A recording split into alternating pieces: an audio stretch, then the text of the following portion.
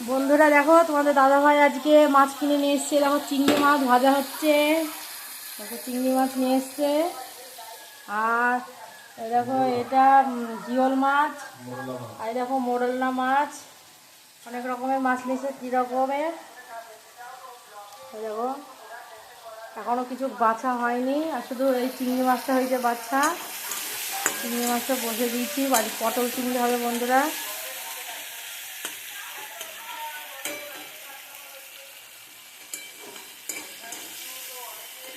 যা খেতে খুব ভালোবাসে চিংড়ি মাছ। এই দেখো, তার জন্য চিংড়ি ভাজা চলছে এখন।